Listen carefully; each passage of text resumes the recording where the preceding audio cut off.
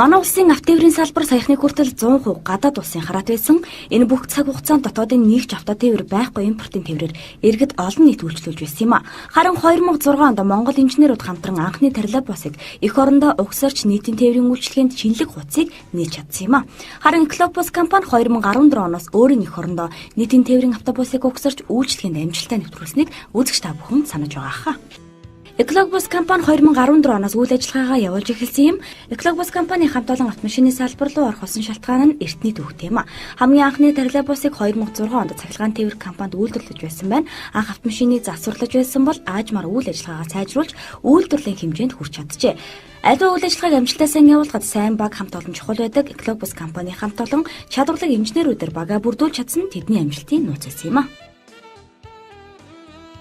Инженерүүдийн хувьд биднэрт бол бас тийм жахтар хүндрэл гардаг. Учир нь манай одоогоор механик тээврийн сургууль машин үйлдвэрлэлийн технологич мэрэгчлэр бэлтгэж төгсгдөг. Инженерүүд бэлтгэдэг байгаа.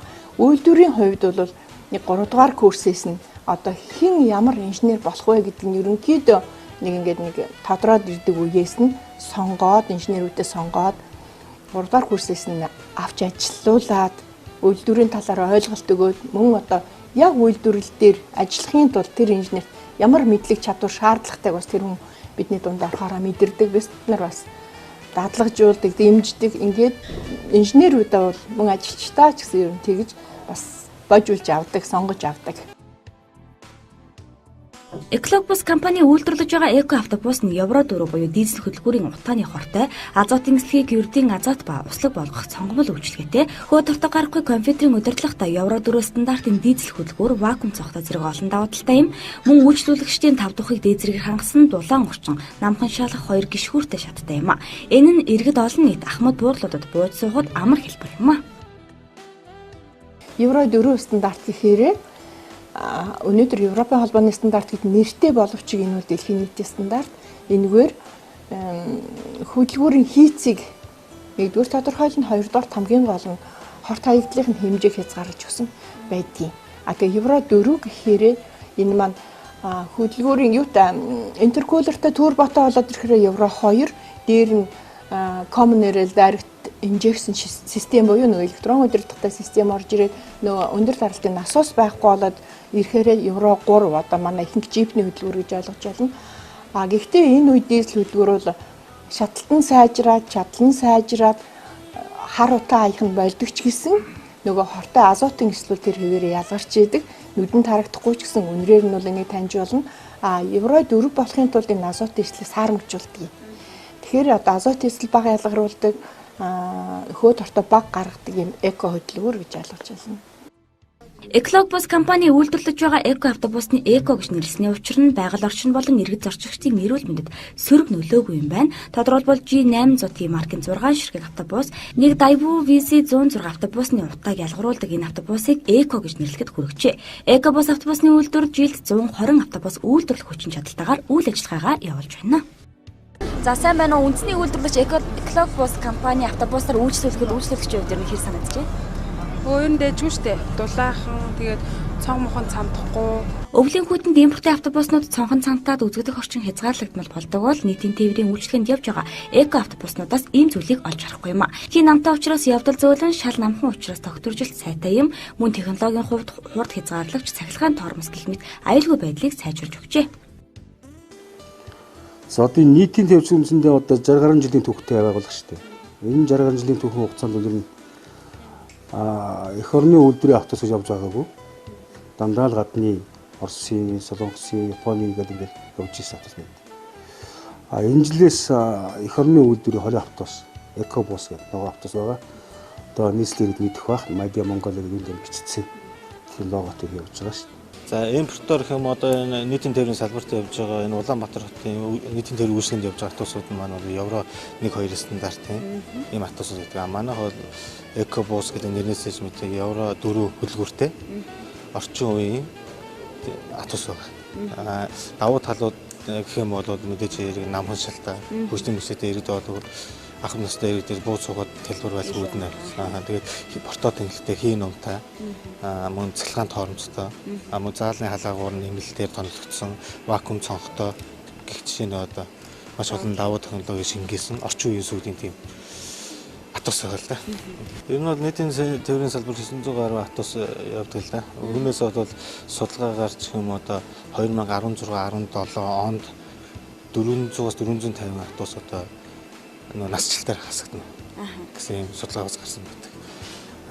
Тийм учраас бол энэ нийтийн тээврийн парк шинжилтийн хийх ажлыг өнөөдөр манай Globus компани зүгээс ч юм уу энэ салбарынхаа зүгээс бол 240 ширхэг Евро 4 хөдөлгөөртэй Eco G800 T маркийн автобусны төслийг хэрэгжүүлэх энэ хөрөнгө оруулалт болон зээлийг бол засгийн газар аж үйлдвэрийн яам мөн хөгжлийн банкнаас бол шийдэж өгсөн байгаа.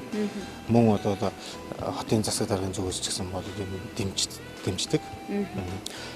Ийм учраас бол одоо яах вэ гэхээр зэрэг мэдээж хэрэг энэ одоо хөгжлийн банк үйлдвэр мөн одоо энэ захиалагч буюу хот гэрээ байгуулах энэ ажлыг бол нэн дээр одоо ингээд эрчимтэй зохион байгуулж чадах юм бол Монголын одоо нийгмийн эдийн засагт бол маш чухал тийм ээ технологийн тийм том төслийг хэрэгжүүлэхэд бол бэлэн болсон байна л да.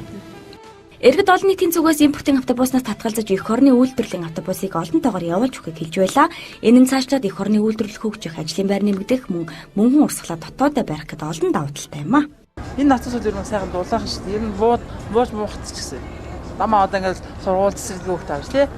Тийш авч явна тэгэхээр чинь буухад аюу айтаа. Нөгөө автобус сайхан дулаахан бол хин ч гэсэн сэтгэл өндөр шүү дээ. Гим жоо хөөгч шүү дээ. Дулаахан тавдахтай иргэдэд бол их тааламжтай байна шүү дээ. Манай улсад мөрдөгдөж байгаа стандартаар нийтийн тээврт 12 жилийн насжилттай автобусыг явуулахыг зөвшөөрсөн байдаг. Гэхдээ энэ нь стандартыг хянах шаардлагатай болж байгаа юм. Парк уучирсны улмаас эвдрэл ослын тоо өсөд байгаа юм. Бусад орны жишгээр 7-8 жил болоод хөдөлгөөнд оруулахыг хориглосон байдаг байна. Тэгэхээр гадаад улсад 7-8 жил яваад ашиглалтын хугацаа дууссан автомашиныг импортоор оруулж ирээд нийтийн тээвэр дахиад 4-5 жил сунгаад явуулж өгнө гэсэн үг юм. Үүнээс болж нийтийн тээврийн салбарт гарч байгаа ослын тоо буурдгүй гэсэн тоо баримтж байгаа юм. Тодорхойлбол өнгөрсөн 2014 оны байдлаар зам тээврийн 470 оцол гарч 279 хүн бэртэж гэмтэн 7 хүн харамсалтайгаар амьсгалд алдсан байна. Харин 2015 онд 517 зам тээврийн оцол гарч 319 хүн хүнд хөнгөн гэмтэж 9 хүн хорвоо гаргасан харамсалтай тоо баримт байгаа юм. Манай улсад 2003-2004 онд үйлдвэрлэгдсэн 250 орчим автобус нийтийн тээврт явдаг. Энэ автобуснуудын ашиглалтын хугацаа нь аль хэдийнэ дуусжээ.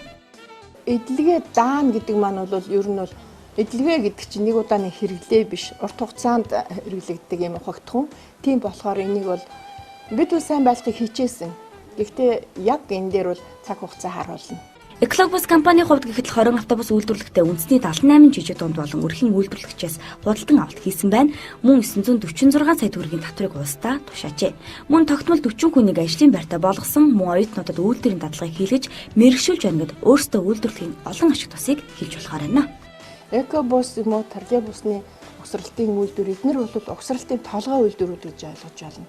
Угсралтын толгой үйлдвэрүүд дагсан дунд үйлдвэрүүд нийлүүлэгч нар тэр бол үндэсний бөгөөд импортын гадаадын холимог байж болно.